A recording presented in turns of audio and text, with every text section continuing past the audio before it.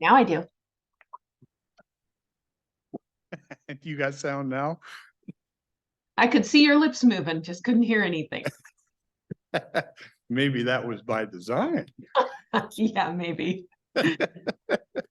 We were checking out how good your lip reading skills are. Not very good, apparently. Yeah. I gotta pass this on. I know you're on here, but I gotta pass this on to you because I didn't say anything, but I was just sitting I was at a Wasac LSC meeting on last Thursday. And they had a gal there from, My Vote Law or whatever it is, pushing the, ranked choice voting thing. Fair vote.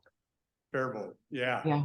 And she was going on about it. Obviously, she's a fan of it. You could tell. And she basically said all the auditors were on board. And I'm sitting there going, huh? They must not ask ours because I listened to her the other day and I didn't see that she was that on board with it.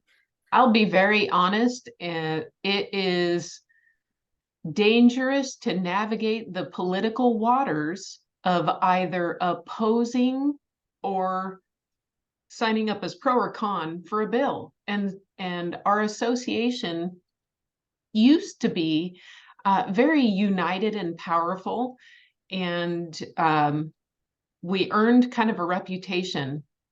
We had to be very powerful in order to do what's right for our offices, but we earned kind of a reputation, and they called us the Association of No,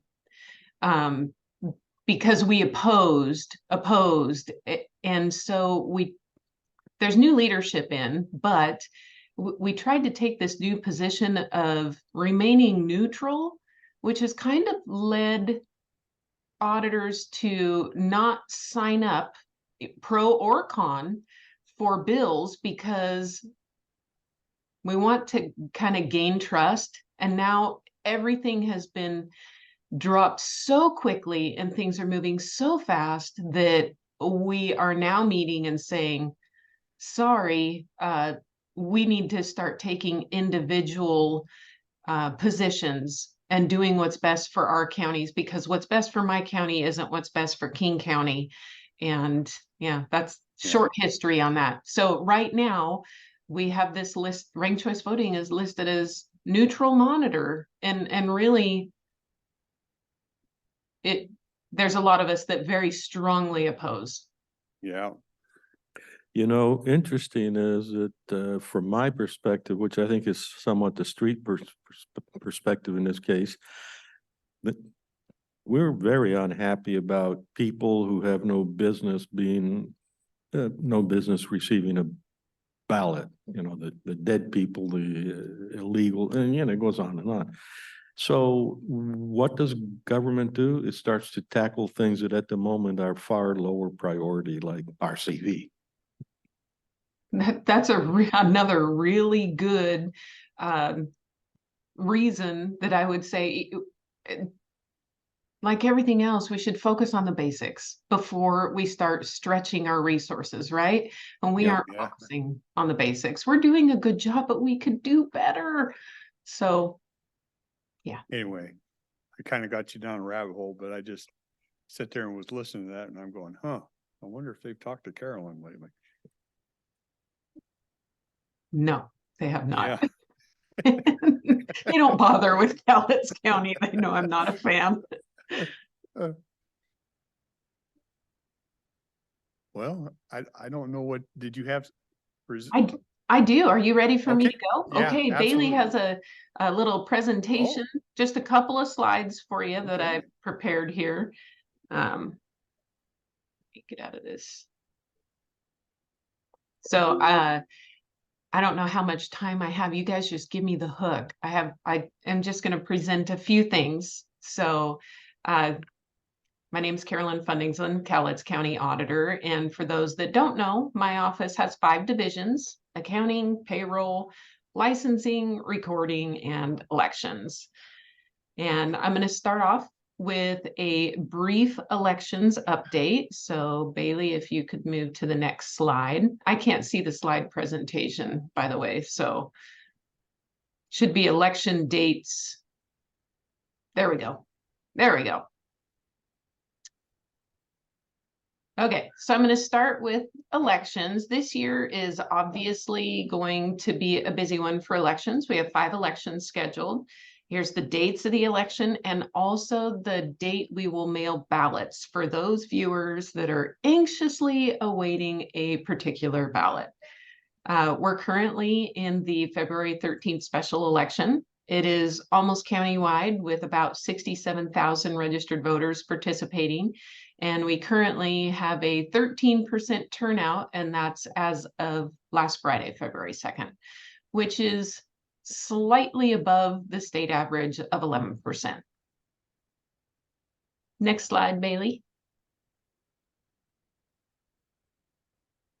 So, just a reminder, your presidential primary ballot's going to be mailed in just a few short weeks. For this election only, you must select a party in order to vote, in order for your vote to count. So this is an exact copy of your presidential primary envelope. And you'll note at the top, it says, mark one party declaration box required. I always say this is the party's election and it's their rules, and you must follow their rules in order for your vote to count. So I also wanted to add that as we hear across the nation that certain candidate names are being challenged from appearing on this ballot, Washington state law is very clear. The names provided by the political parties will appear on your ballot this year. So next slide, Bailey. So this is a sample of your ballot. Your ballot will look almost identical to this. You must vote for the party that you checked on the envelope for your vote to count. I could probably talk all day about elections, but I actually wanted to share something that is coming to my recording division. So next slide. Yeah. Deed fraud.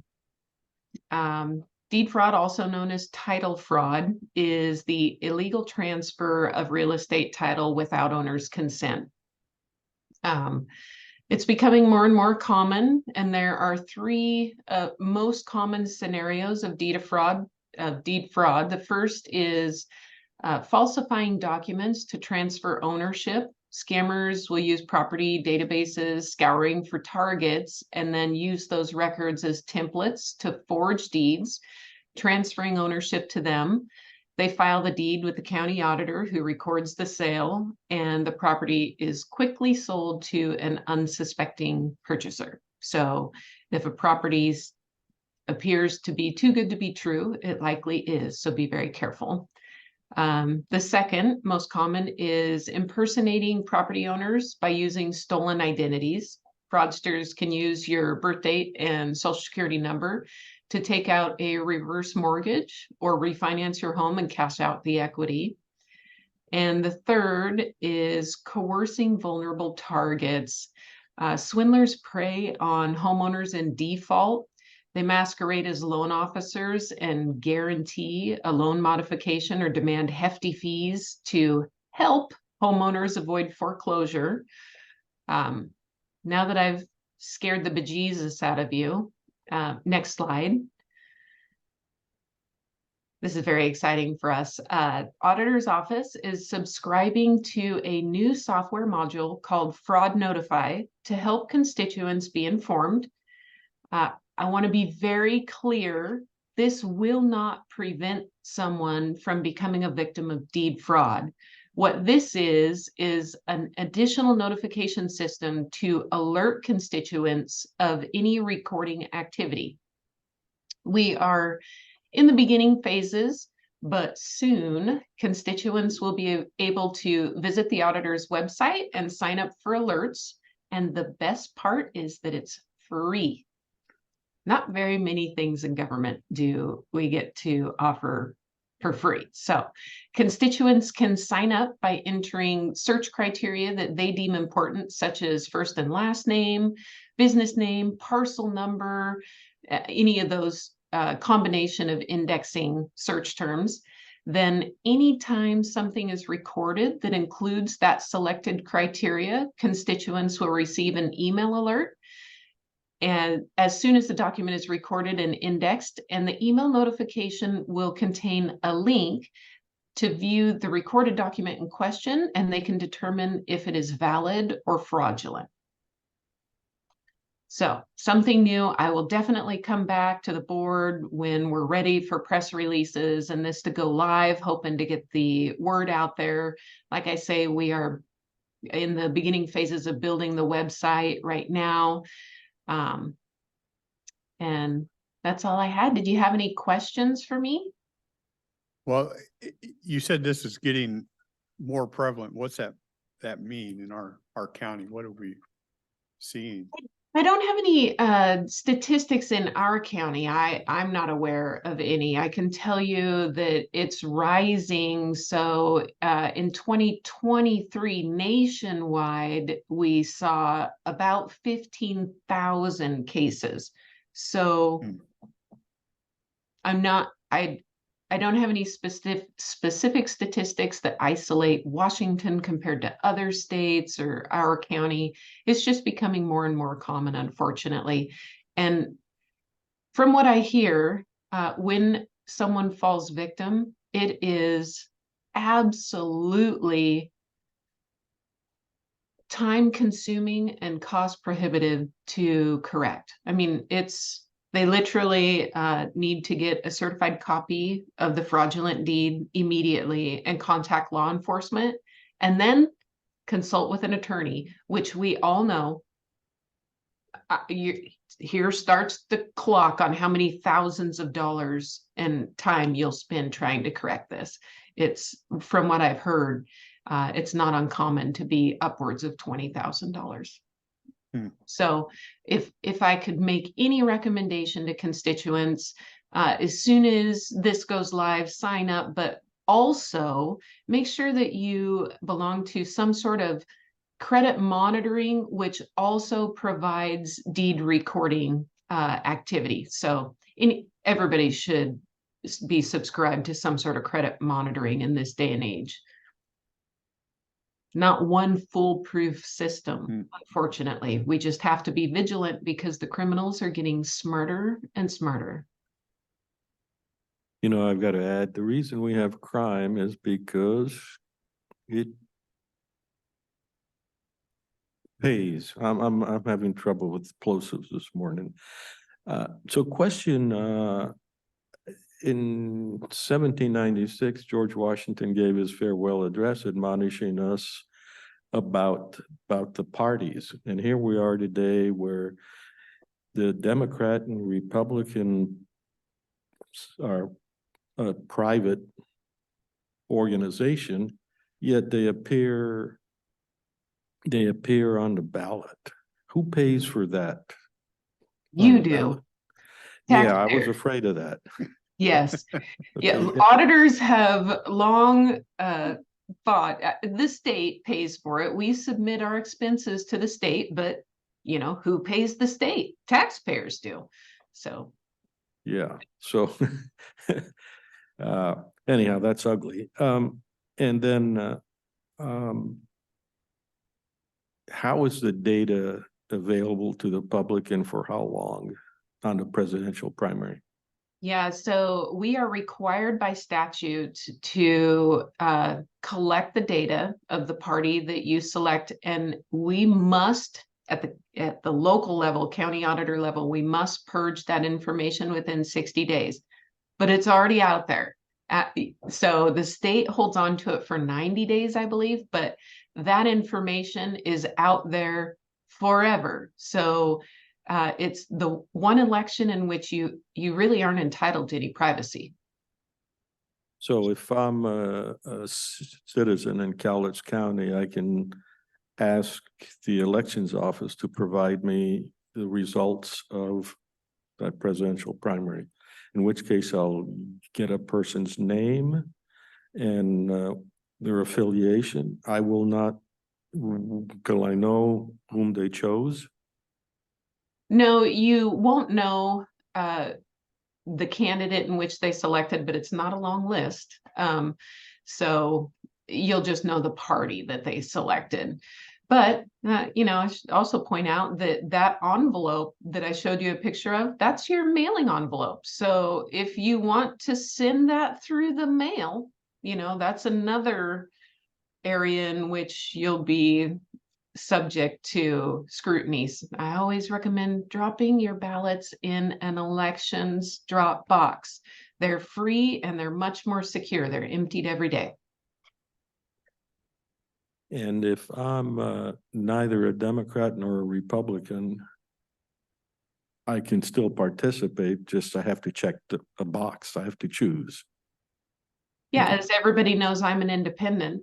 And if I want to participate, I have to select that I, you know, affiliate with the Democratic Party or the Republican Party. There's no independent, nonpartisan option. How much additional information on the individual do I get to see? There isn't a lot of information. It's basic information. Name, date of birth was just removed this year. It used to be public information. Yeah. Now it's year of birth, address, precinct, when you voted, whether or not you voted, and for this election only, you know, the party that you select. Okay, and how much does it cost me to retrieve this information? We don't charge. Available for free. As a spreadsheet? Yeah, I think everything is typically provided in Excel format unless specified in maybe CSV or something, but Right. Okay, thank you. What? It just our system sometimes. Oh, well, Yeah, don't stop shaking your head. yeah, I know it. did you guys have any questions for me? I could ask you a couple more with Chairman's approval. What happens today, or what? The issue on fraud, not the fraud notify, but the election fraud. What kind of data numbers do you typically see? Is there, are we just like every other county, or what? And I know some of that's a little bit soft and maybe a nasty question. I think some people might not realize that voter fraud is actually a pretty nasty thing, but we don't seem to prosecute it. So your comments. Yeah, the one thing I'd like to start with, it's the amount is minuscule. So we just got back the 2022 reports. And when I say reports, we're using ERIC. There's a lot of controversy over ERIC. However, ERIC is our only tool in which participating states dump all their records together so that we can search for voters that have voted in multiple states. We don't have one voting system or even one voting method or even date. We vary from state to state. So this is the one tool that we have after the elections have been certified to search for dual voting. And in 2022, Cowlitz County had two. We have done the investigation with the states on those, and we have just turned those over to the sheriff's office for investigation. Our role in the auditor's office is to notify the voter, first of all, gather the facts and all of the information for the sheriff's office, hand it over. They do an investigation, and then they turn that over to the PA's office. I'll say that the most Cowlitz County has ever had in one election is 4. And that was the 2020 general election. So it's not a large amount, but it's we auditors are looking towards dropping legislation that would make prosecution of voter fraud more consistent across the state, because everybody handles it very, very differently. There are some PAs that go 100% prosecute to the fullest 100% of the time, and some that don't act at all. So we're looking to kind of level that playing field, I guess you'd say, unfortunately. Yeah, I You think. know, that's, sorry to interrupt you, but that's not the only type of fraud that occurs. People don't consider this fraud, but you know what our most common is when, I'm going to use an example of your child that has just left for college, or maybe joined the military, and they haven't, youngsters aren't good at updating their address, so their ballot's still going to their parents' address. Parents are receiving them and signing for them, forging their signature, thinking that that's not a crime. That is a crime. So those are much, much more difficult to prosecute. We see it, and Rick, you're a new member to the canvassing Yeah. board. We present them to the canvassing board. We see it, but so rarely do they ever cross that line of being turned over to the PA's office. Most of the time, I take initiative and just send what we call a nasty letter. And I say, hey, we know what you did, and you're on notice, and it's going on your permanent record. That wasn't counted because of that forgery, and we are alerted. But that's the more common type of fraud that we see. Yeah, I was gonna say, we have way too many laws on the books, various kinds, and laws are only as good essentially as they can control or handle the situation. If you have, the risk here where I'm going is, if you don't prosecute this, then you're opening up a Pandora's box. Today we had 2, tomorrow we'll have 4, the next day we'll have 16. It's almost exponential. So it's important to stay on top of it. 100% agree with you. Thank you. Okay, Carolyn, unless you have something else, that we appreciate your time. Nope, that was it for me. Thank you. Okay. Thanks. Jennifer.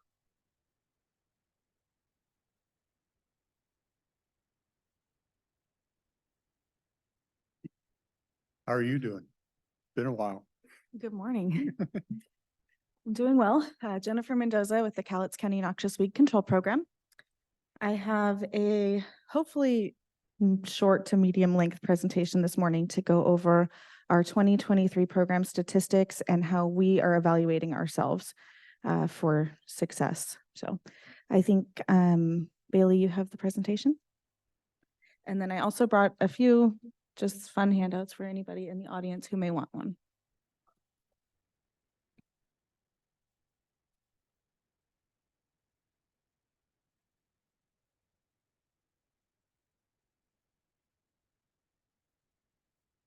All right, so we can go ahead and skip to the second slide. So the Noxious Weed Control Board exists due to RCW 1710, which is the noxious weeds state law. And we are here to protect agricultural, natural resources, and human resources, even from the presence of noxious weeds. Some of them are toxic, some of them are really invasive or cause other issues. Our weed board was activated in 1974, and we administer the weed laws through prevention, education, advising, and offering assistance where we can. Go ahead to the next slide. The mission of the Cowlitz County Noxious Weed Board is to protect Cowlitz County from the degrading impacts of invasive and noxious weed species through education of landowners, residents, land managers, county departments, city departments, and other agencies that may own land. You can see here a map of our representatives. We have 5 volunteer citizens who serve on our weed board and advise on how our our program is run and set our policies for noxious weeds in the county. All right, go ahead. The difference between a weed and a noxious weed is essentially a legal definition. A weed may just be a plant that's competitive, it might be persistent or invasive, or just in the wrong place and therefore interferes with our human activities or desire for the landscape. However, a noxious weed is a plant that may meet that above criteria, but it's also found by the State Noxious Weed Control Board to be very difficult to control, competitive, destructive, and threatens our agricultural and natural resources. So we have 161 species on our noxious weed list throughout the state. And if you want to go to the next slide. These weeds are classified in 3 classifications, Class A, B, and C. Class A is the highest priority for control. The goal with these species is to fully eradicate them from our state. They're typically in very limited distribution, and so we don't see a lot of them. There are 39 species total, and we have roughly 8 of those species here in Cowlitz County. We then have Class B noxious weeds. The goal here is to prevent those from spreading further than their existing range. We spend a lot of time on Class B noxious weeds, preventing them from spreading from property to property. There are 70 species there. Not all of those are present here in Cowlitz County, but a majority of them we do ask for control of from our landowners. Then we also have Class C noxious weeds, and those are more widespread, and the goal is to control those where they are showing an impact to either agricultural or natural environments. We do have a lot of Class C noxious weeds here, and very few of them do we go after for control. All right, go forward. What would you, in each class,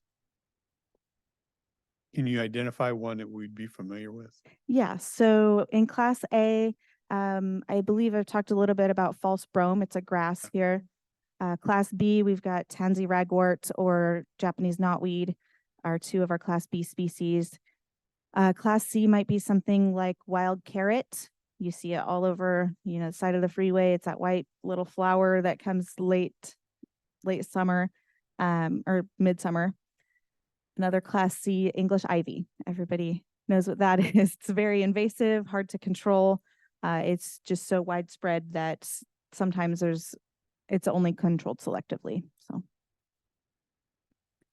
So the noxious weed law does designate it's the owner's duty to control their noxious weeds. And you can see the pyramid here. Class A is eradicate, Class B is control, and some of the Class C's also fall under the control.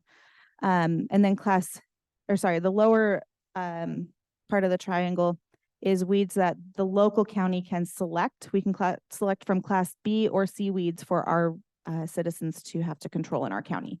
And those can be local priorities. The top 2 tiers of this are set as designations by the state. So we do have a little bit of control over the weeds that we're controlling in Cowlitz County, but the state does designate those to keep them within their regions. So go forward.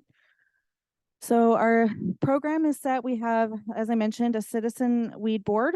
Our chair, John Gross, is here today. And I report to the weed board. We have an administrative assistant and 2 inspectors. All of us are full-time. And then in the summertime, we hire a seasonal field crew. It's usually 3 to 4 members of our crew who carry out our grant projects. We do have a little bit of oversight from the WSDA. They help provide some resources when possible. There's also a state weed board that provides resources to us, as well as oversight of the noxious weed list and helping us with any issues we have throughout the year. And then we are also overseen by the Board of Commissioners, setting our budget, our assessment rates, setting our boundaries, and appointing our board members. So we have a nice balance of powers between different agencies to make sure that this stays about the weeds and not about anything else. All right, go forward. So how does our program benefit the community? So I wanted to go over our basic process. Essentially, we are out identifying weeds. We notify and educate the landowner about the weeds that they have. In an ideal world, they will control those weeds and prevent the spread. They're meeting the noxious weed laws when they prevent the spread, and queuing a lot of other benefits that are not so financially related. Some of those benefits include reducing the impacts to agriculture, which in turn would increase our food costs if there are more costs for agriculture. Also decreasing toxic plants, improving our natural habitat, improving forage for wildlife and pollinators, protecting the structural integrity of roads and foundations in the case of some of our very aggressive weeds, also supporting native plant biodiversity. So there are many benefits to the community at large, and those all come when our program is being successful. All right, so when we're looking at our performance, we look in a few areas. We look at our education and outreach efforts, our inspection efforts, we look at our grant projects, and we look at our financial stability. So I'm going to review what we're looking at in each of those categories real quickly. So in education and outreach, we do this through presentations, community event participation, and direct mailings. Our target is to reach the landowners who need the information and also educate landowners who may not have noxious weeds now, but if they're educated about them, they can participate in our early detection process. We've attended about 19 outreach activities in 2023, and I estimate that we reached about 800 contacts through those outreach efforts. Okay, go forward. When we're looking at our materials, we typically look at this in two ways. We have program materials that we create. So that's kind of what we're doing in the winter time, is creating our educational materials. There's not as many weeds to see out in the field. So we look at our education materials and how many are going out over time. And we can tell that this last year, 2 of our primary weed materials that almost everyone gets is a weed list and an IPM guide. And those are something that goes out with each of our letters, and we hand those to most of the people who attend our presentations. So we handed out just about 1,500 of those last year, which is significantly more than any of our last few years. So we know we're starting to reach more people through the methods that we are carrying out for education. The rest of the information on the slide in regards to weed fact sheets helps us to gauge the frequency of weeds throughout the years. So what might be increasing or decreasing year to year. Looking at the specifics today is not so important, but we are tracking this so that we can also prepare our next field season and have the appropriate amount of materials available. Hopefully the goal is to increase our outreach. So hope this goes up over time. All right, next slide. The second material category we look at is our state materials. These are really nice. They came from the State Weed Board, and we do not have to pay for them. So that is really nice. But most of these materials go out at our events and presentations, particularly the fairs. And so we look at this as general outreach. Typically, it's not species specific, but our most popular item is our Noxious Weeds ID book. It's a pocket-sized book that folks can carry around with them in the field or to their backyards and identify the most popular weeds in Western Washington. So we gave out just over 600 of those this year, and that's up from the last few years as well. So this year was a very successful outreach year. All right, we can go forward. So I'm going to move on to inspection. Our basic inspection process. Just a quick question on the books. Is that something that the citizen has to pay for? No. Stop by your office? Stop by our office and we can hand those out. And your no charge. office is? We are in the annex building across from this building in the first floor. So our office hours are Monday through Thursday, 9 to 4 with a small break for lunch. So yes, thank you. All right, so moving on to inspection. Through our inspection, we utilize our historic data, the data we've collected over the past few years, to strategically search areas of the county at the right time based on the weed's life cycle. We then survey and send letters to landowners who have the weeds that we're looking for at that time. And we follow up about 2 weeks later to determine if further outreach, education, or enforcement is necessary. Our target here again is to eradicate those Class A weeds and prevent the spread of Class B and C weeds. We are looking to reach those landowners in a timely manner because weeds can produce their seeds very quickly if you don't catch them at the right time. So we're trying to ensure that the landowners have adequate time to control the weeds before they're spreading. Some of the obstacles that we have when we're out inspecting, we have limited sight distance since we're looking primarily from the road. We can't see behind everyone's fences or beyond hills. So limited sight distance is an obstacle for us in the inspection. And we also have limited staff. We have 2 inspectors who are going around at a relatively slow speed surveying the county and trying to be everywhere within a 2-week time frame. So it's difficult, but we try to be efficient in that process by utilizing our data to know where we should be at the time based on species. So it's working for us. We're going to continue that, but we've also added reminder postcards to our process. So about May, we send out reminder postcards to some of our landowners who had these species last year, trying to avoid the need to send them a letter, but rather a reminder postcard since we know they've had it. Seeds are often viable for many years. So we're looking to remind them as opposed to tell them. Yeah. You're if we- also a resource for people Yes. too, right? I mean, if a landowner sees something crop up and they don't have any idea what it is, you're more than happy to come out and identify. Yes, we do provide free inspection services and identification to the best of our abilities. At very least, we'll be able to tell you if it's not noxious. Wow. And then we also Can't work, imagine something that you don't recognize. but we also work closely with the master gardeners for weeds that are not necessarily noxious. They do have a lot of resources for landowners too. So we utilize the Master Gardener program in partnership often. We're also using our Laserfish products and GIS products to improve the efficiencies in our processes. And we're continuing to work with IT and GIS on a regular basis to improve those processes and make them more efficient. So in terms of resource needs, continued that is really helpful. All right, next slide. So when we're looking at our inspection data, these lines represent a single year of data and the number of points that we're collecting throughout the season. And for me, there are a lot of qualitative factors that are not represented on the graph, staffing changes or grant projects that are new. So you'll notice the gray line on the top is from this year's data. And we had an uptick in about May. And this is the first year that we had started our false brome surveying in May. So I can see that uptick there. So those are types of things that I know and can see from this data. But generally speaking, you'll notice we start our inspections usually in February. We ramp up all throughout the summer and then drop off about November is when we stop inspections. So it's interesting to watch this over the years and to know our qualitative actions, like when we send postcards and how the data changed from the previous year when looking at this data. So in the year of 2023, we collected just over 3,000 points, and some of those were for grant projects and some of those were for inspection. So kind of a range of topics there. Can you go to the next slide? Before you do that,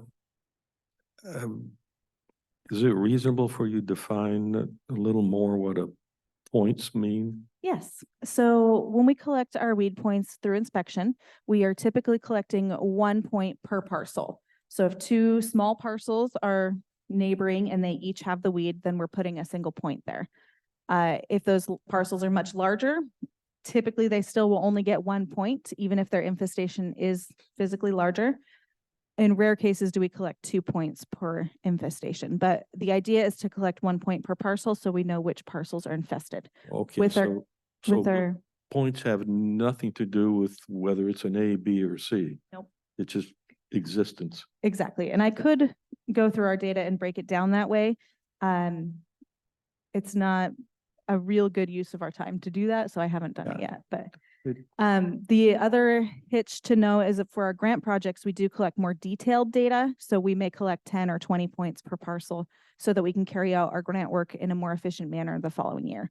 So that helps us to know where we need to go on a property or where the infestation is. So the grant data skews the data a small amount, but it's still an indicator of workload. So of the species that we collected, these are the species that we collected more than 100 points of in 2023. We're looking at primarily Japanese knotweed, which is one of our grant projects. And again, I mentioned we collect many points per parcels for that. Tansy ragwort is our most frequent request to control species that we're sending out letters on. We're also seeing false brome, poison hemlock, Scotch broom, Canada thistle, and tree of heaven. Of those, false brome is our class A, and the remainder are class B, except for tree of heaven and Canada thistle. Those are class Cs. So we've got 1A here, primarily Bs, and then a few Cs. If you go on to the next slide, this is not intended to be read species by species, but just to show the variety of species that we are collecting. These are all of the species that we collected less than 100 points of last year. And so it keeps us very busy looking out for this many species on a regular basis. All right, move forward.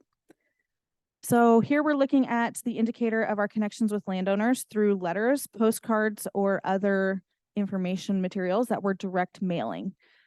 We primarily send requests to control letters. As I mentioned, we have also done postcard reminders the last few years, and we're starting to send informational letters to those who have smaller infestations or monitor species. So we did send some of those.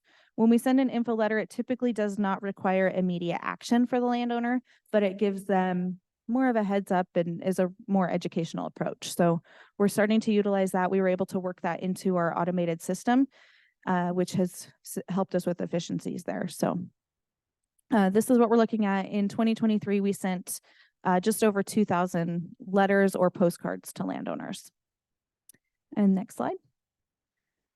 This graph represents the status of those weed reports at the end of the year. So as I mentioned, we follow up about 2 weeks after we collect the initial data point and hope that the landowner has taken action. We may contact them further if they have not taken action. And in some cases, we don't always get a hold of the landowner, or they do not always complete the control efforts. There are also times where we do not find the noxious weeds until they have already produced their seed, which at that point it's too late. We've not met that goal. But those are collected in the same unresolved manner. So when we're looking at closed data, which is about 75% of last year's data versus unresolved, it's pretty steady for the past 2 years. So we don't expect everyone to do their part in all circumstances, but this is kind of what we're looking at. Most people are doing their responsibilities. All right, so when we're looking at presence or absence, the idea behind this chart is to show whether or not we are following up with landowners we've reached out to in the past.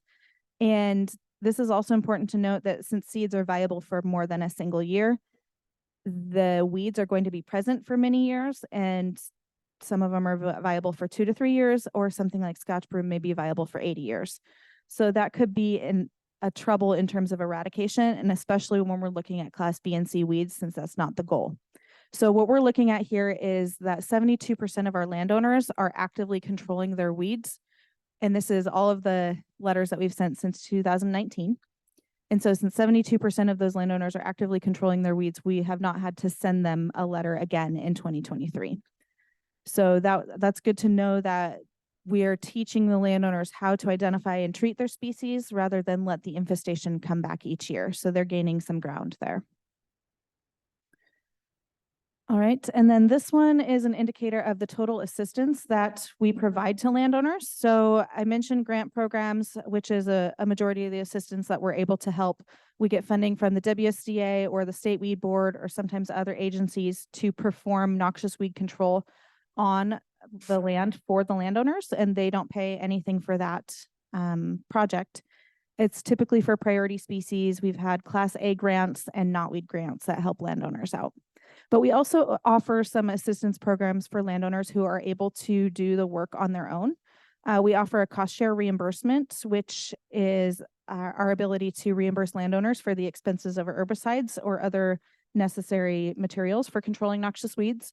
We have a disposal program so that they can responsibly dispose of their seeding noxious weeds or whatnot at the landfill at our cost. We also offer equipment lending. We have backpack sprayers and injection guns, as well as weed wrenches that landowners can borrow at no charge. And then we also have an exempt program for landowners who meet the senior citizen and disabled persons tax exemptions, and we can go out and carry out the work for them. So there are many ways that we're trying to help the landowners. This year, we were able to help, I didn't put a total on this one, but just about 130 landowners through our programs. So that's something that we're trying to increase over time as well. The next slide just shows a description of each of those programs. And through our Just Assistance, Not Grants, we had 52 participants, and that cost our program, not including all of our staff time if we were to do other things, but in direct costs, we paid out about $2,000 back to landowners for cost share and other programs. So one way that we're helping our community. And then the next slide is a summary of our grant projects. We have quite a few going on, and you can see that we treated we helped about 85 landowners with about 300 acres of treatment. So that was very productive for last year. I'd like to mention, I think on the next slide, no, I didn't remember that correctly. Okay, that's all right. So this is the breakdown of our grant projects. Our biggest grant project is actually up at Mount St. Helens, which is a public lands. The majority of the funding comes from the Forest Service, but we are also partnering with the Rocky Mountain Elk Foundation on keeping the invasive species out to improve wildlife forage. We also have knotweed projects. That's about $10,000 per year. That one, we spent a little bit more last year, but that comes from the WSDA. We've been working on Monaghan Creek, Delameter Creek, Abernathy Creek, the Toutle River, and Mill Creek. And we're looking at trying to expand into 2 other areas. While these first areas that we've been working on have gained some control. So we're seeing few and far between on creeks like Abernathy. That's an indicator of success. Our Class A projects, we had thistles and false brome this year. And then we also have been partnering with a conservation easement project to carry out noxious weed control. All right, next slide. When we do work, when you're talking Abernathy Creek and different places, and I know we have projects that are going on in these places. Once we disturb dirt, do we have a problem? Do we get you out there to inspect and make sure? Because it seems like when they logged my hill, then they're out spraying because it disturbs stuff and gets other stuff growing. Right. And So, I just want to know we're not causing part of the problem. I know the Abernathy project, I think it was up by, is it Eric Creek or a little bit further up the road we were looking at. We saw that come up on the agenda and went out to perform an inspection in that area to ensure that we didn't see anything there. I try to keep up with those. Sometimes it's hard, but we're also working with the spray shop directly to look at those projects. I know there's one up on the Delameter that's going on, and so we've been out there, and there is actually knotweed in the central of that project, but we've been working with the spray shop to try to mitigate for the impacts of that species there. So yes. I provided in PDF ahead of time these 2 project reports. This is our knotweed and our Class A summaries. And then I also wanted to mention, if you get a chance to look at our false brome story map, this goes into great depth on what the project is looking like in our county and what landowners can do. You can zoom in on the map to see exactly which neighborhoods our false brome is in. It talks about the partnerships that we've had with our different agencies in accomplishing roadside treatments, and it talks about the impacts of false brome. So if you want to, you can browse that a little bit later. I just wanted to mention it. But it's something that we put together for our citizens to be able to access if they've got false brome. So, all right, next slide. Looking forward for our grants, we still have a number of active grants occurring. This year we have a new grant from the State Weed Board for our Class A thistles. It's only $1,500, and we have to use it before June, which is right in line with our treatments anyhow. We have some funding with the RMEF for Mount St. Helens noxious weed treatments. We have our knotweed continuing, and continued funds from the Forest Service. Those go out a little bit longer in terms of timeline, and we anticipate that should get us through treatments of probably 2025, 2026 without requiring additional funding. So kind of long-term project there. The one thing I would like to note is that we currently do not have funding to help landowners with our false brome project. We've been asking from the WSDA and the State Weed Board, and they currently don't have funding available. So we're trying to decide how to handle that. At this point, identifying a grass for a landowner can be very difficult because a lot of grasses do look the same. So we need to work closely with them to help them learn the identification. We can still offer our cost share resources, but we're seeking out funding for actual assistance to them. Quick question. So you have your organization and I'm pretty sure based on what you're presenting that you're occupied all the time. So then you grab another grant. How do you use that grant when you're already 100% occupied?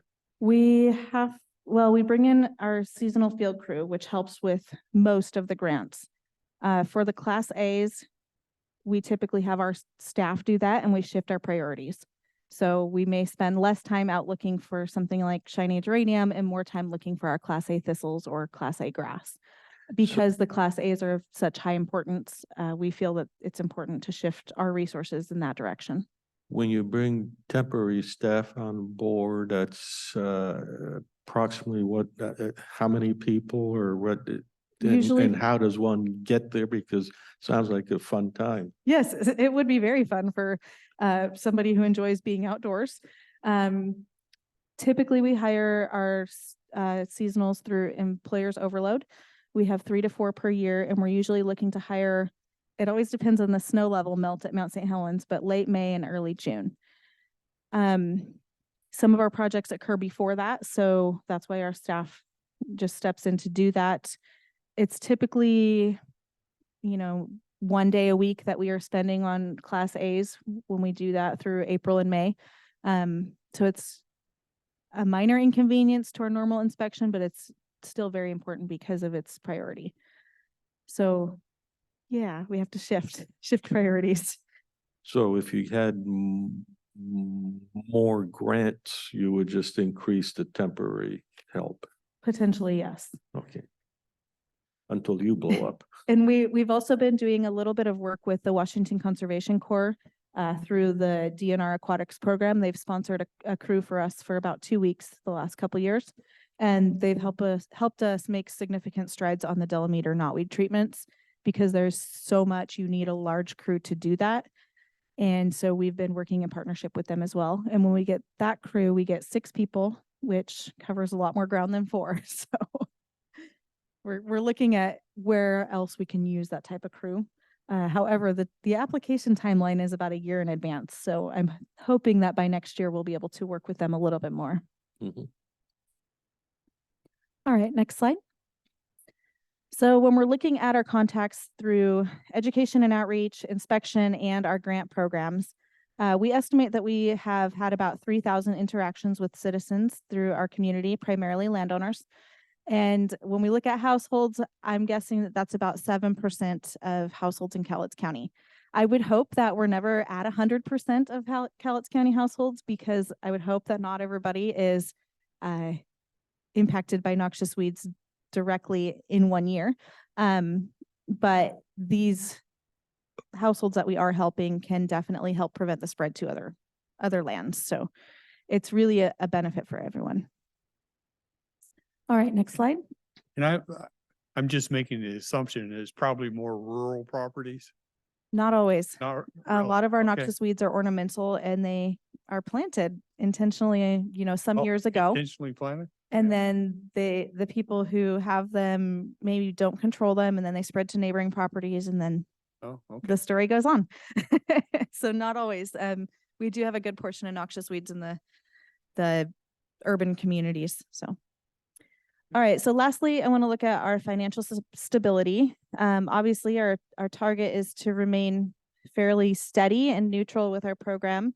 We would like to remain where we're at as long as we can, but we also have to accommodate for rising costs of doing the work. So eventually we may need to ask for another assessment increase, but we're not planning on asking for another assessment increase this year.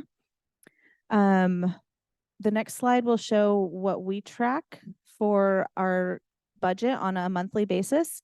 So this is an annual review of 2023. And I think I also provided that by PDF because the numbers on the slide were kind of hard to read. But we're looking at our budget throughout the year. We review this on a monthly basis. We look at the funding that we have come in. We look at the funding that we have come out. And we look at where we're at in terms of now versus last year versus 2 years ago. So the pie chart that you see first is one that represents the assessment funds that we did receive. I will note that we did not receive everything that we thought we were going to get for assessments last year in terms of the public agencies that should have been assessed and they weren't, but that should be going through this year. So we're expecting our full assessment amount this next year. The line graph in the bottom corner is our cash flow over time. So these are representing our monthly data. And then the three that have a marker were December of 21, 22, and 23. So you can see in 22, we had dropped down, but we are back up to where we were in 21.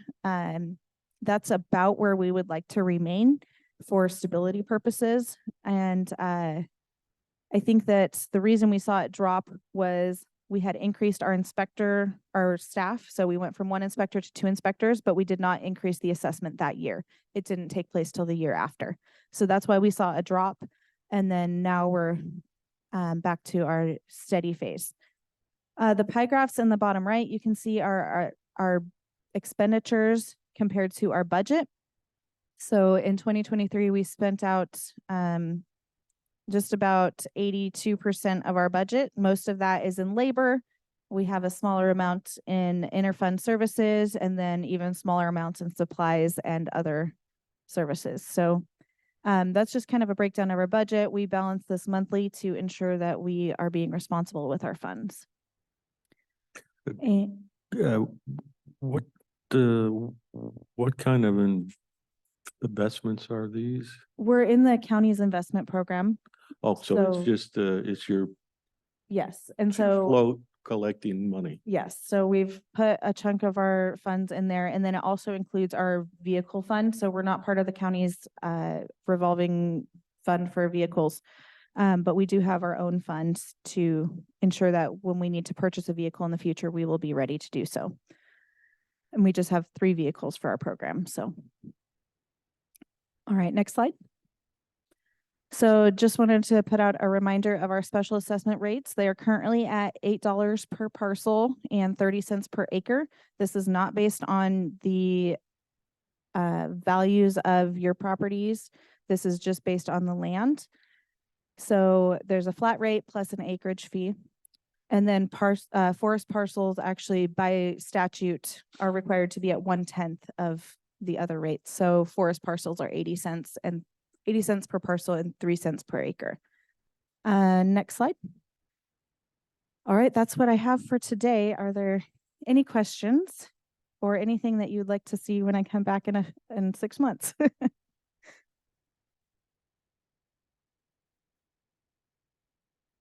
No, I think All you right. guys do a great job over there. Yeah. All right, well, thank you. Thank you.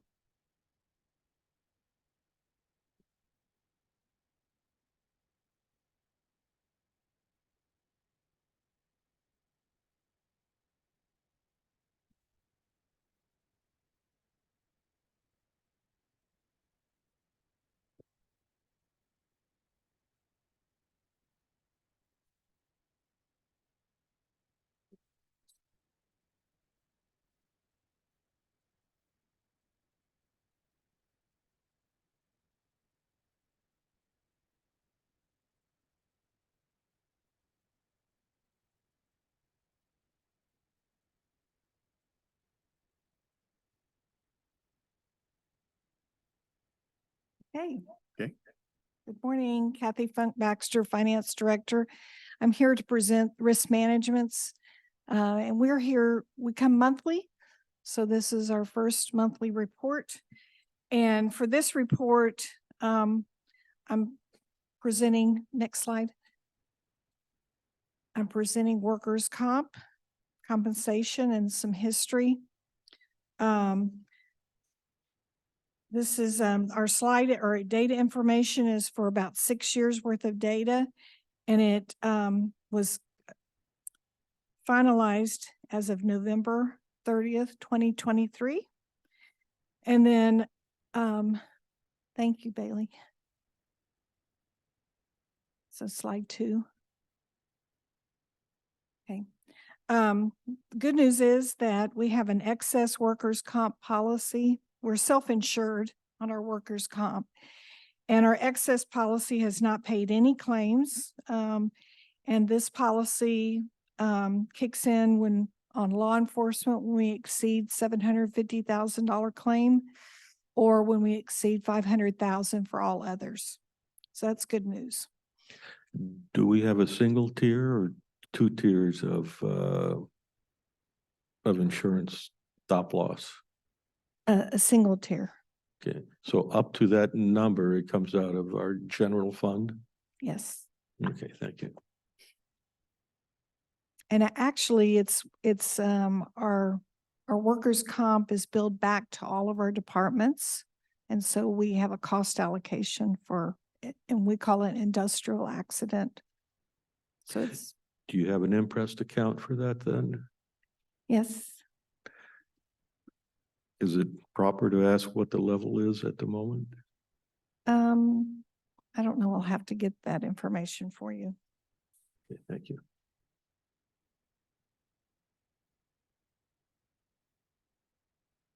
We do have a bank account that's provided to our third-party administrator, and we keep $35,000 in there every month. And so we're replenishing that on a regular basis, if that helps. Our total claims over this period of time from 2017 to 2023 are 155. We have 6 claims that are currently open. As you can see, we're closing most of our claims on a regular basis. So our closure rate is 92.3%. Incurred 1.4 million over the 6 years. They're estimating reserves of 172,000, and net paid 1.2, I'm sorry. And then they go into, these are tables that are prepared by our third-party administrator. They're very, they have a lot of data, a lot of useful information. And so they also calculate average severity. You'll notice that 2019 is our largest claim period. And this is all the claims that were for 2019. We may have been paying out on those in 2020, 2021, but they place all the funding in the particular year the claim occurred. And so it is 2019 had 28 claims, but it's by far the largest claim year that we've had. That particular year is, I'd say it's an anomaly because we had a fatality. And so we had a very costly claim that particular year. Actually, 2 claims that year that were costly. So that shows what, and of course, average severity was much larger than typical. Typically, we're in the range of about $4,000 per claim. Next slide. This slide shows the top cause of our losses. And our largest, of course, our largest in number and in dollar amount is struck or injured. Our second highest is sprains, strains. So anyway,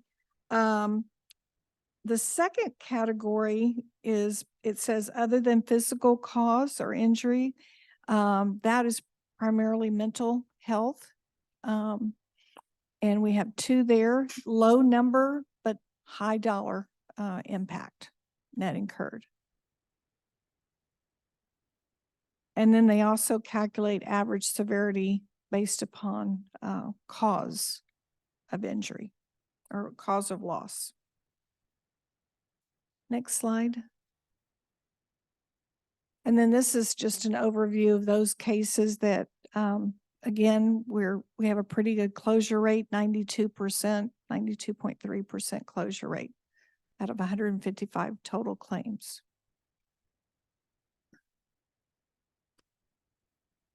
Next slide. This one, our lost time incidents, lower in number, but higher in dollar impact. And our medical only is 115 claims for a total of $488,000. And again, this, we have the slides that go by year as far as number of claims. We're averaging in the low 20s per year. There's a couple of years where we had reduced number of claims, but on average, we're anywhere between 29 and 23 claims, it looks like. So almost 74% of our claims are just medical only. And then this slide shows you the actual department area where we're seeing our claims. We can look at that as well. So our two top areas are sheriff's office and our jail with our number of claims. Sheriff being 39, jail being 34. And there's a couple of these I need to get some more information. I don't know what F92531 is, what department that is. There's only one there, but I need to get some better information and probably a better identifier on that.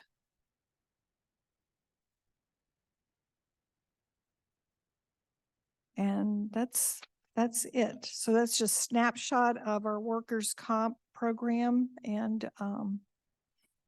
I'm not sure if we'll show that every month, but we'll show some highlights of workers' comp every single month. Sure. Is Any questions? the group that, is it Gallagher that? Gallagher is our, Do they? actually Gallagher is our broker and they handle our excess workers' comp policy. Our third-party administrator is the actual entity that maintains all of this data, and Okay. they receive the data from our third-party administrator. If they saw something that was way out of line compared to what they typically see in other counties, would they let you know? Yes, Gallagher, I think, is a broker that they actually are at our risk pool meetings, and I think they represent several of the counties in the state as a broker. I'm not so sure, but anyhow. Okay. That's based on some past history.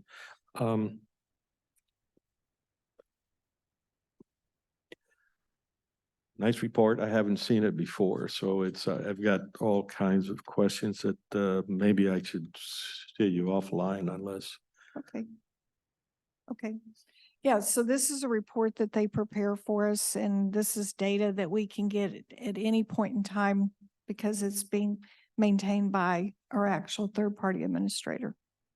I suppose I could ask one of the simple ones. If I'm out in the audience, I'm not so sure I care about detail as much as initially the top line. So how much is it costing us? How much this insurance Okay, or so- L&I program cost us? So on an annual basis for industrial, our account that's called industrial accident, it's budgeted at about a $515,000 per year cost to the county. And that covers our claims as well as our excess insurance policy. Okay, and It's over $500,000 a year. So if we can do those things that we can do to reduce our claims, assist the county in reducing that expenditure. yeah, And that's just the out of pocket, not the labor, lost labor. Right, costs, that doesn't include lost time. I mean, Yeah. we could calculate that as well, but just in dollars spent on workers' comp claims and insurance, $500,000. And when I see, well, I can ask you those offline. That was the important one. Mhm. At the end, how big a fluctuation you saw? 2019 was a large fluctuation, I guess. How do you cope with that? Do you accumulate the five, you anticipate you're gonna cost you 500,000? Right. And we collect that from all of our different departments, primarily from the general fund departments. But so it's the claims, the active claims, they're averaging about 300,000 per year at the, as far as a time period. And so that's why we have about 1.2 million. Mhm, Yeah, yes. okay. Over 6 years. Yeah. So, Thank you. okay. Thank you, Anything else? Kathy. No, we appreciate it. Thank you. Okay.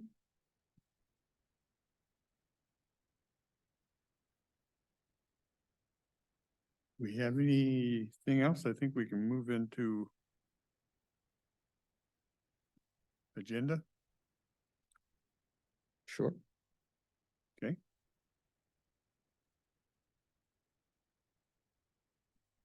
Who wants to start in the? Looks like we got some agreements starting out with pavement and easements.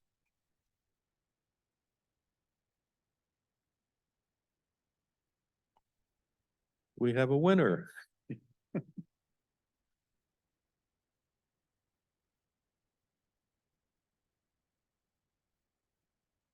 Good morning, Susan Eugenius, County Engineer, to go over the Public Works items on this week's agenda, so tomorrow's agenda.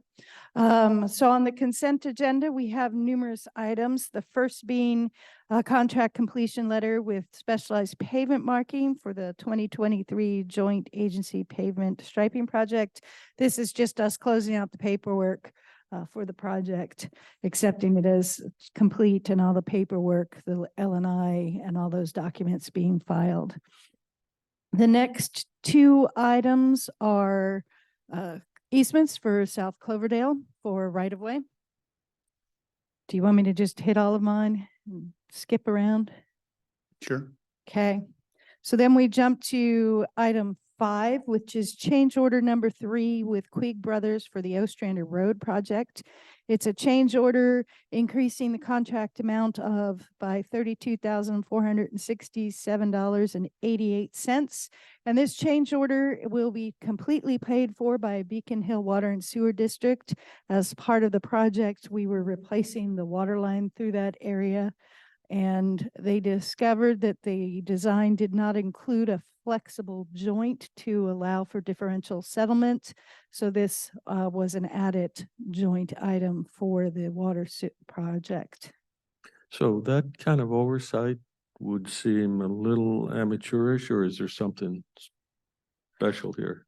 It is a specialty item that was highly recommended by the structural engineer that this, because of the bridge approaches and the soils in the area, this would be prudent because they go from an underground water line to one hanging on the bridge to back to underground, and then to cover earthquakes, that this might be Right, I'm not questioning that. I'm questioning that it comes in as a change order as opposed to already having been included, because it's totally predictable.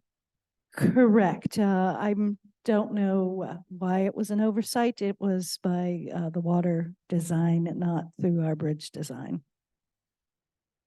Okay, and that is what percentage of well, there it is. It's 3% or something like that. It's a small, Yeah, yeah. okay. And Beacon Hill is the one paying this. correct. Yeah. And they have reviewed it and accepted the price. So, but because the contract's with the county, we need to sign off on it through our normal method.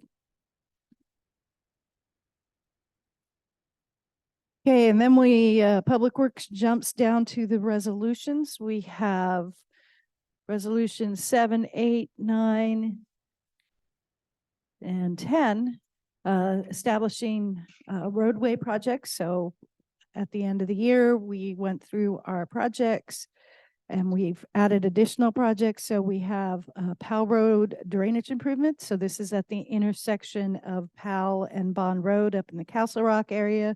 It's an area we have frequent flooding. So we're setting up the project number. It is partially funded by CRAB RAP funds. So we're requesting to initiate the CRP for this project. The next is for a Cloverdale Road culvert replacement project, also a problem culvert. It's on Cloverdale Road, just north of Sour. It's on an unnamed stream. It is not a fish project. It is a maintenance project. We will have to comply with fish regulations, but that is not the reason behind the replacement. Got it. And that is also partially funded by CRAB RAP funds. The next project is our big project. This is the Owl Creek Bridge Replacement Project. We have a large grant from Federal Highways Administration of $7,208,000. This is the bridge. It's on Old Highway 99 in between the RV place and Rose Valley Road. It's right before you reach Rose Valley Road as you're heading south. It is an old bridge that was part of the old Highway 99 system. Half of it was built in the 20s and the other half was built, I believe, in 1961. So this bridge, we've had an analysis done by a consultant that said the retrofit cost were almost as much as the replacement and had a much shorter life. So we applied for funding from Federal Highways Administration. It is 100% covered except for right-of-way. So this is a good project for us to get started. So that's a pretty well-traveled area, isn't it? Yes, that is an extremely well-traveled area. It's one of the highest ADTs in the county. It's one of our major arterials through the county. So how soon does the construction begin? The construction will begin in probably 4 summers, maybe 3. So either 27 or 28. The way the bridge, as I said, it's 2 separate bridges. So we will be able to maintain traffic on one bridge while they build the first half of the new bridge and then switch traffic over. That's with traffic being stopped while it goes one way and then stopped when the other way. And okay, thank you. The alternative is to drive down south on Old Highway 99 and get on the Kalama River Road exit to access I-5 to get to town or going south. So depending on where you live and which direction you're heading will be the decision maker for most people. You could grab a train. So the final project we have, setting up the project number so we can begin charging on it is the Allender Road Repair Project. This is a entirely county funded project. Stillwater Creek is eating into Allender Road and we have just over lane width left. So we're working on getting our permits and repairing that. This is beyond the bridge project that we're working on. So the resolutions, that's where we start, and then that gives us this ability to go forward. So Yes. this is really the starting point. We've identified these projects that we're gonna work on, and so we pass a resolution saying, yeah, that's what we're gonna go, and then that gives you the ability to move forward. Correct. Yeah. So then the remaining item is a motion item. It's a local agency agreement with PBS Engineering for unmanned aerial vehicle flights to provide survey servicing. We have never had this contract before, so this is a new contract that we're looking at being able to utilize during emergency events to give us aerial reconnaissance when we have landslides. We're also looking at using these when we do have landslides for surveying, so we aren't putting people in harm's way. There's an option to use them for flying parks project, because I included it, all of Public Works and Parks as being able to utilize this if they need an aerial survey for a large project. And then we can also utilize this at the landfill or at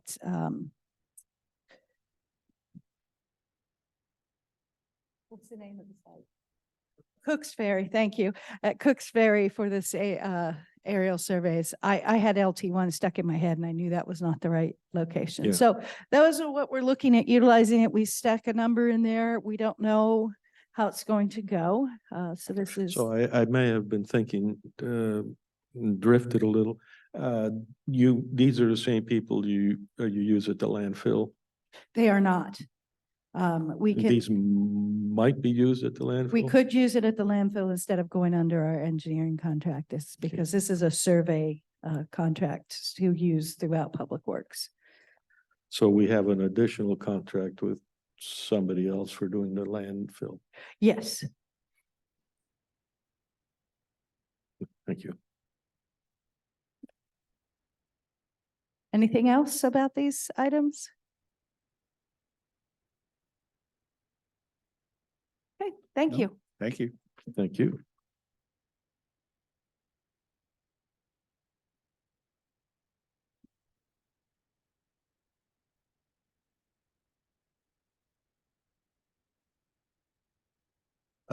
Just looking down through, do we have anybody sign amendment to the interagency reimbursement agreement on the Blake? Okay. I know they're working on another deal on the Blake decision where I don't have my notes in front of me, but it came from the LSC meeting on Thursday where, the vacation funds, the funds they set aside to pay for vacations of sentences and stuff like that are at the current, the funds can only be paid to OPD maybe, and they want to, or maybe they can only be paid to the county, and they want to open it up so they can send it to OP, Public Defense also, and try and speed up that process, because they set aside a good amount of money and not much has been used. So they're looking at the legislature is looking at ways to make that process easier for people. So we'll see. They should probably just step back and say, maybe this isn't needed. Oh, well, Okay, never mind. yeah, let's not assign that kind of common sense to them. The ex post facto element of this just befuddles me completely. Yeah. And then we had mediation center. I think they've talked to us about that it's coming in for,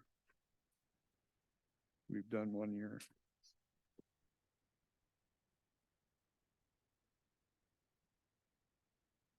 And just some letters.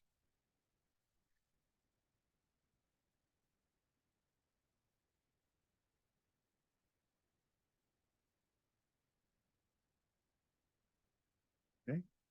I didn't really see anything else. I don't think so. Yeah.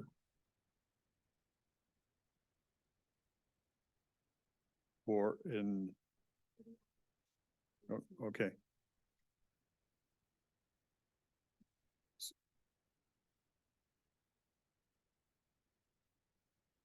If we have nothing else on the agenda, then we can move to our next meeting, which is HR and executive sessions. Yeah. Okay. Okay.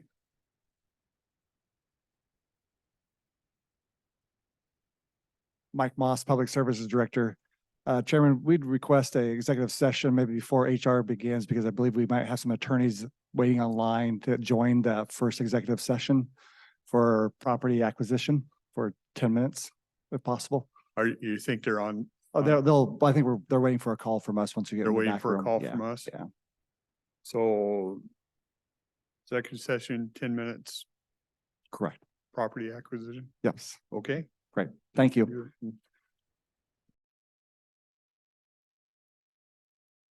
The board is extending the executive session for a period of 5 minutes until 10:40 a.m.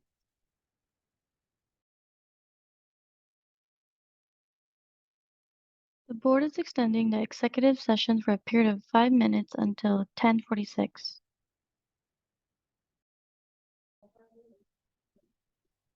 Okay, back from executive session, no decisions were made. So we have a couple miscellaneous items that I wanted to bring today since we're not on Wednesday. We have a couple additional warranty deeds and temporary construction easements for the South Cloverdale project that I would like to get permission for the chairman to sign so we can get these recorded. Is good.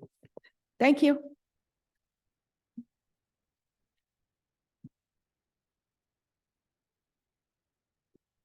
Sorry. I don't have my glasses on. Who am I playing? So Savannah looks so much like Don. Sorry, Savannah. We have a sheriff vehicle request from Sean Roy, our finance manager. Good morning, commissioners.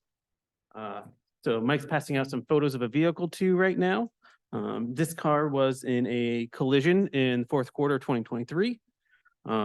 Today, we are asking to replace the vehicle instead of repair it for a few reasons. This is a 2020 Ford Interceptor. It has approximately 38,000 miles on it. The estimates to repair the vehicle are approximately between $35,000 to $41,000 before they take off the skins. So this is a unibody vehicle, which means there's no frame on it. So once they get the outer skin off, they'll find, in their opinion, additional damage, and they expect another $10,000 to $20,000 on top of that first estimate. Specifically in the rear quarter panel and the rear suspensions. You can see in the pictures here, it's pretty beat up. Additionally, we've seen in the past that once we have repaired a vehicle to this significant of a damage, they will not rate it for pursuit again. So we will lose the pursuit rating on the vehicle. In the past, we have had one other large repair on this vehicle and miscellaneous warranty recalls on the hybrid system.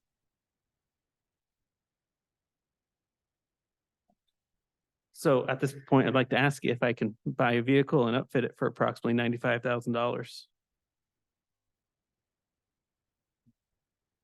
That's because, That would be with all the light, sirens, armor, and other upfit, like the cages and such things that would need to go into a patrol vehicle. right, but you've got all of that on this vehicle. We are not purchasing these type of vehicles anymore due to the fact that it costs so much to repair them. So the form factor isn't. Correct. This would be replaced with Including the either electronics? the radio, the radar, certain small console pieces will be reused, and that's a common occurrence across all our vehicles currently. Got it. Yeah, and you still have some more of these on the road. We do. So you'll take what you can off of it And for, then, yep, for spares. we'll send the body just like it is to auction once we take anything off that we may find use of. Usually it's sold for scrap value. How much do you think you would pick up out of auction?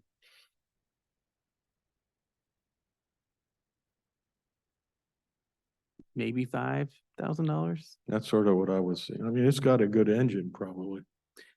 It does. It is a hybrid engine though as well. So Oh, it is one of the hybrids. Oh, It how is. wonderful. So you're gonna replace the hybrid with another hybrid? unlikely. It'll either be a Tahoe or an F-150 most likely. Staying away from the unibody. Mm-hmm. They're so expensive to do anything with. Yep. Again on that, I'm sorry. The unibody, we're trying to stay away from Oh, those. right. Because of repair prices. Is that intrinsic in the hybrid? No, just in this line of vehicles, Yeah. that one. And I think if there's money in reserves to replace this vehicle for the sheriff's office. Yeah, it's been in service for 3 years. We have accumulated some reserves on it. The remaining reserve or the cost for replacement would be less than the repair value. So, Or close enough? Exactly. Rather have a new vehicle than a beat up one. yeah. I'm good with it. All right. If I were a student at LCC and the auto mechanics thing, I'd say, well, I'll take it off your hand for $1,000 and Yeah. I'll make it work. Thank you. You'll see this on the budget amendment in the future as well.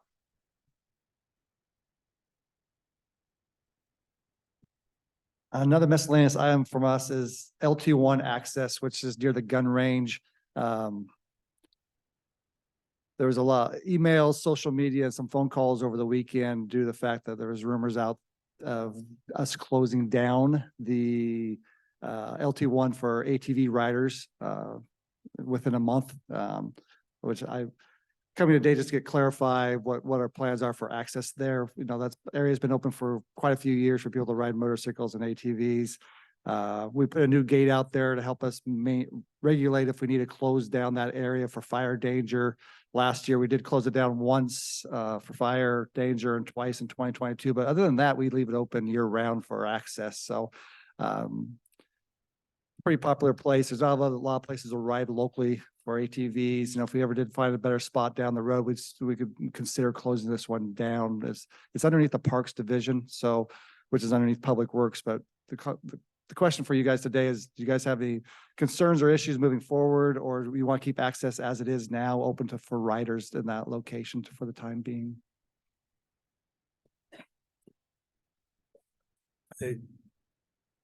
I need to understand what, I didn't hear it all exactly, so. Okay, Do you want me to? Sure. Just a little. So over the weekend, we received Facebook messages, text messages and notifications. When returning to work this morning, we received emails and phone calls from members of the public who were approached by a county staff person, letting them know that the location would be closing or there was going to be a request for closure within the next month. And so people were pretty concerned, if not upset about this information, because we're getting the calls and, you know, we're under the impression that's not the case as of right now. But we just wanted board direction to clarify that for members of the public. I'm a recreation guy, so I'm not in favor of closing it down if it's, you know, I know we have other issues out there. If it's not contributing heavily to those issues, I'm good with it. Yeah, that's the part I didn't know. If you're more familiar than I, and I'll support what you'd like to do there. great. We just want to make sure we respond correctly back to the people who are calling us that there's no plans to close it down. And we're continuing to have access for riders out there. And so when you say that, you're thinking years in advance also? Well, yeah, unless, you know, the needs change out there, or, you know, maybe permits get in place for a different type of use of that property. Right now, there's nothing in plans permit wise, so we might as well leave it open for access till something changes on the permitting side. And what about the biosolids project? Yeah, I think that might be the reason the rumor got out, or the not even say rumor, but the word spread that was going to close down. I think it might have been because of the biosolid project, but as of now, and Kelly, the clerk of the board, along with Savannah's been working with that employee, and I don't think there's permits anywhere close to getting issued for that project. Yeah. Can that project coexist with the usage of LT1 by off-road? Not according to that employee that we have. I'm sorry? No. Yeah, I don't think that would coexist either. Yeah. When you start doing the biosolids. And there's a lot of acreage there, right? Yes. Lots of acres. It may be, yeah, you're right, it may redefine the availability of space for recreation versus the other. Yeah, so But it'll change it in some shape or form. it'll change it, but not eliminate it completely. Yeah. Yeah, they might possibly could coexist if you had, structures in place, fencing, something to keep them separated. Right. Yeah. I mean, I would think that I would expect the biosolids area to be segregated anyhow. Correct. We agree. Yeah. So I think what you're hearing is we're fine with the Okay. recreation. Great, thank you. I have one more miscellaneous item, which was a quick update on the Cougar restroom. We got the contract back from Pacific Core. And it turned into, from a 2-page contract, I think it's up to 10. So we gave it to Doug Jensen, who's reviewing it. I think it's also sent it over to Risk. So we're going through that now. So we're hoping to get it back in, the same form we sent it to them and get a signature on it to open up those restrooms. But we may be another week or two out if we agree on a contract. But they put a lot of the same verbiage back in. So challenging. So as of now, we're still not open. Correct. And were there problematic issues? I mean, 8 pages of a legal contract often don't mean a thing to me. Yeah, there's a lot of insurance issues in there, and also a set of schedules of exactly what they expect to be done by the county compared to what they're doing from Pacific Core. The And that- standards kind of changed along the way. And that includes a bunch of showstoppers or, I think on the insurance side more than anything, and that's why we visit more with the risk team. Okay. okay. So we'll meet soon after. We just got it to them last week and it wasn't shocking. It went from 2 pages to 10 pages though. We're hoping for the best. So. And that's all we have. If you keep me posted on that, that'd be cool. I will. So I believe Okay. we're done. So miscellaneous. Thank you. Okay, thanks, Mike. Appreciate that.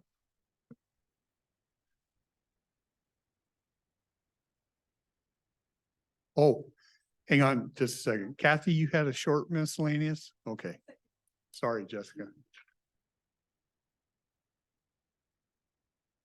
Kathy Funk Baxter, Finance Director. Rural, on the rural county public facility funds. I sent a draft of a public notice that we'd like to advertise for accepting project proposals for funding. Basically, citing that the application would be available, would have the website link for it. I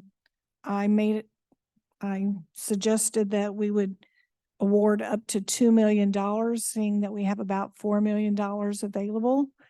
And then having those proposals due. I had originally put February 29th, but I'm recommending maybe March 7th to give people a full 30 days to fill out the application.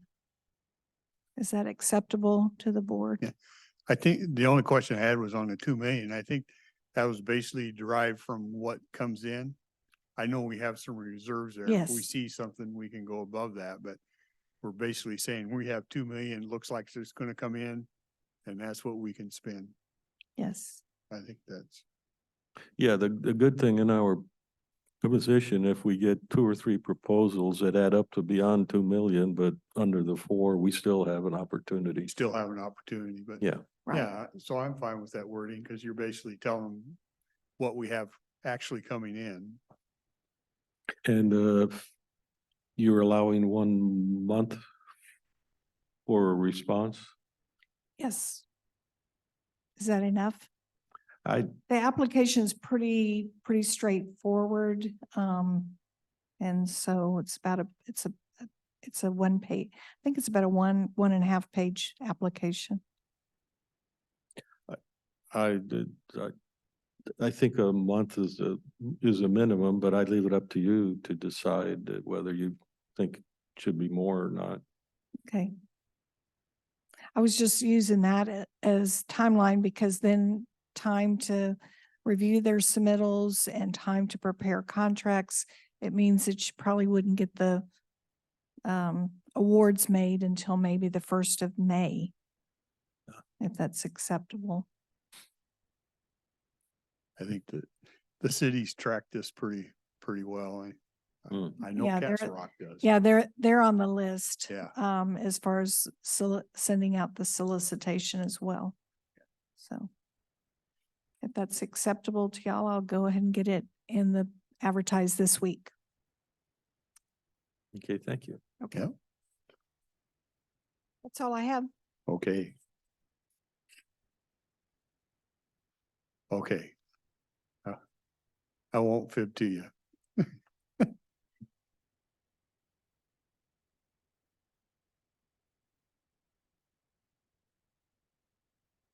Good morning, Jessica Warren, Human Resources. I have 2 requests to fills this morning. The first comes from Health Department. They're requesting to fill their environmental health specialist lead. This is not the previous request that we had. This is the one in this building. The employees promoting into the environmental health specialist manager position. And they're also requesting a domino effect with this position, as it might be filled from within.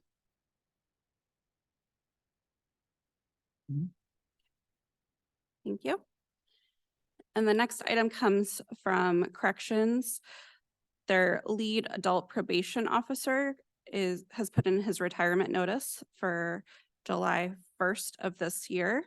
So they're requesting to fill his position along with domino effect, because it would likely be filled from within by another probation officer. And the department's also requesting a 3-month overlap of the probation officer position, should they be able to fill that person before 3 months. Yeah, if they can, they're able to fill it. I know they struggle over there. This is juvenile probation, Adult probation. adult probation. The employee that's retiring has been here almost 30 years, so a lot of knowledge. Okay. Thank you. And then I have a number of executive sessions. The first is qualifications of an applicant for 5 minutes. And then I have a couple items under performance of a public employee. We'll say 15 minutes for that to start.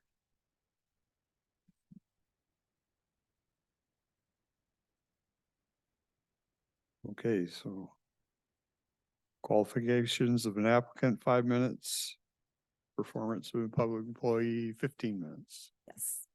Okay, we can do that. Back from executive session, no decisions were made. Turn it over to Jessica. Hello again, Jessica Warren, Human Resources. I have a couple more requests for you. The first comes from the Office of Admin Services. They are requesting to start their finance manager at step 3. Okay. Approved. Okay. The next item I have comes from Health Department. They are requesting to start their environmental health manager at step 4. That's, Okay. that's good. And then I have 3 requests from Public Works. I'll go over all 3 of those. So there's 2 individual employees who are engineer 3s, and they would like to reclass those 2 employees to a senior engineer class, which moves them from salary grade 570 to salary grade 590, effective February 16th. Proof. Okay. And then the other one is their buyer. They would like to reclass the buyer position to salary grade 525, effective February 16th. And all 3 of these are 5% or more increases. Proof. Okay. Thank you, Commissioners.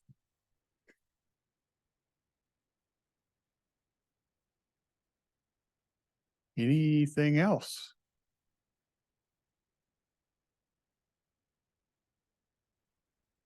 Seeing none, we will adjourn for the day. Thank you.